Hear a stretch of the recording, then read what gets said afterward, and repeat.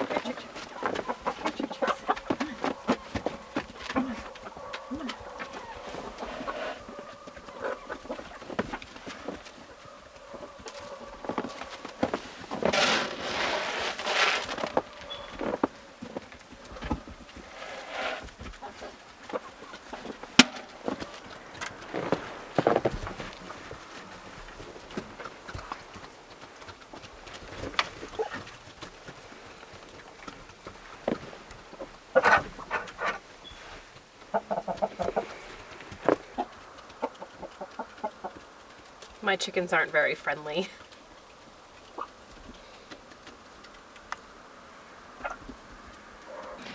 Hey guys, welcome back to the Eaton Homestead.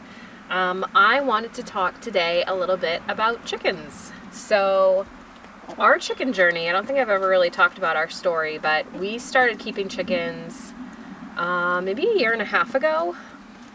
We started off with 6 chickens, 6 little baby chicks right from the feed store. I think they were 3 buff Orpingtons and 3 black sex links. They were all girls, or that we know of. But we started off with 6. Didn't make it too long before we were down to 3. We're thinking because of neighbors' dogs. I'm not sure. We came home one day and there were 3 dead chickens. It was very traumatic. So after that, my brother-in-law, who lives right next door, came home with 3 chickens, 2 hens and a rooster. And my mother-in-law was like, no, you're not keeping those here. So we took them. So we went from 3 chickens back up to 6 chickens, and we had them for a while. We had this really tiny little coop thing that I had bought online for like $200, and it said that it was rated for 8, maybe even 12 chickens, I think it said. And there's no way. Like, this thing was tiny. So we really struggled with keeping 6 chickens in this tiny little coop thing outside. Weren't always great about closing the door, and so we lost a couple of chickens that way, and we ended up back down to 3, and we kept those 3 for the longest time. I had 1 buff Orpington that we called Yellow Chickie, and she was my absolute favorite chicken ever. She was more like a dog. She would like just run up to me. She would run right up to me and stop in front of me and like put her wings up, and it was her way of saying pick me up. Like, she would just stand there until I bent over and picked her up and just like carried her around the property like a little lap dog. I don't know. But we had the 1 buff Orpington, the 1 black sex link, and the one that we weren't sure what it was, because it was one of the ones that had come from my brother. So we eventually lost all 3 of those. We were keeping them behind you in the shed right here. We put up the shed to be a chicken coop. And one summer night, left the window open, forgot to shut it. And of course there was like a box right out here, right in front of the window, just making it nice and super easy for a fox or something to get in there and clean out the chicken coop, which it did. And we woke up the next day to a trail of feathers coming out of the chicken coop and right up into the woods. So it came in one by one and just took all 3 of them, which we had never had happen before. We only usually lose 1 or 2 at a time. So that sort of ended our chicken keeping for a little while. And now here we are again with the 8 chickens that I have talked to you about. We've got 7 hens and 1 rooster. They were all supposed to be laying hens, but you get what you get. So you never know, we might have some baby chicks in the future. But I just wanted to talk a little bit about today about keeping chickens in the winter, because it's super hard. It's only December 4th and we already have this awesome snowstorm from yesterday, and I'm struggling a little bit. I'll have to see if I can get a shot for you to show you, but I'm struggling a little bit with the cold. So the roosters, hi baby, their combs on the top of their heads are just really susceptible. That flesh is really susceptible to the cold.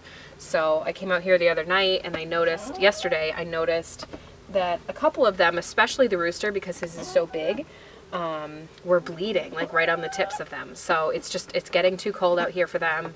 That's why I am putting in the heat lamp that I showed you earlier.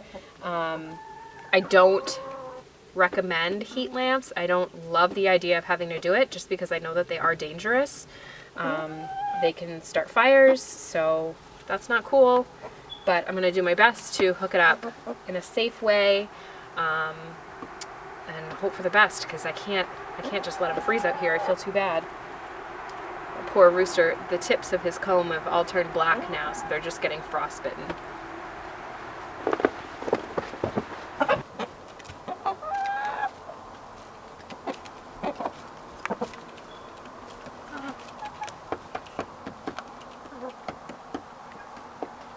Yeah, you can see a little bit there, the top little nubs of his comb are just turning black.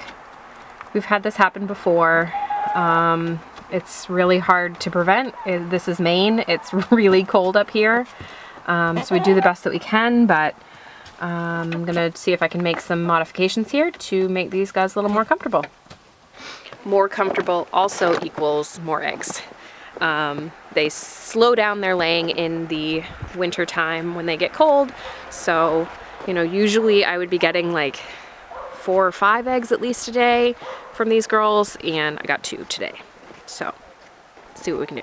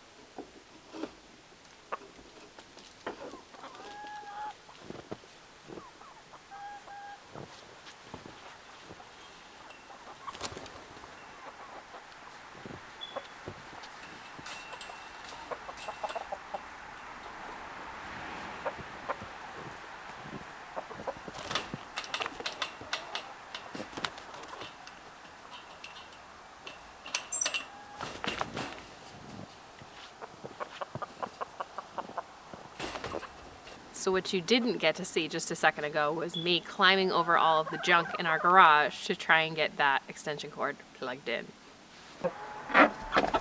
They're definitely not sure what to make of that, but I'm hoping that I won't burn the coop down and that will provide just a little bit more warmth for them. I also need to figure out something to do with that back door. I don't want to close it because I don't want them to be trapped in their coop on nice days like today when, you know, it's a balmy 35 degrees. I want them to be able to go outside and not have to physically come out here and open the door every day. So I'm thinking trying to maybe put some like plastic of some kind with like strips in it so they can come in and out. Kind of like a doggy door. So if you have any ideas on that, let me know. I'm gonna go inside and think about it. Poor rooster.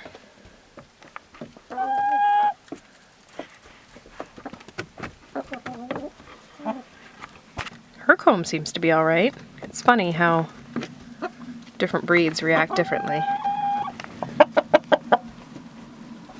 His is the worst.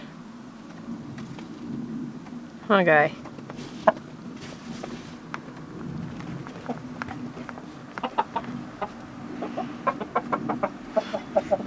So another thing that I'm doing for these girls and guy is called the deep litter method. Deep litter method. Blah. The deep litter method is basically just putting more and more layers of bedding down in their coop for them. This is supposed to help keep them warmer. I have to clean the coop out less, which is a nice plus. So rather than cleaning it out and putting fresh bedding down every time, I'm just going to continue to put down a thin layer of fresh bedding. So their manure and everything will just get layered and layered and layered underneath new layers of litter. So don't ask me the science behind it. I know there's something about the way that the manure breaks down, that it releases heat. I don't know. It keeps them warmer and is less cleaning for me, so I like it. So that is all I have on our chicken keeping adventure at the moment. Like I said, I'm going to try and figure something out to do with that door in the back and go inside and change a water bucket because it freezes every day. So maybe we'll be investing in a water heater. That would be nice, wouldn't it? Wouldn't it, Chickie? Anyway, have a good one. We'll see you next time. Bye.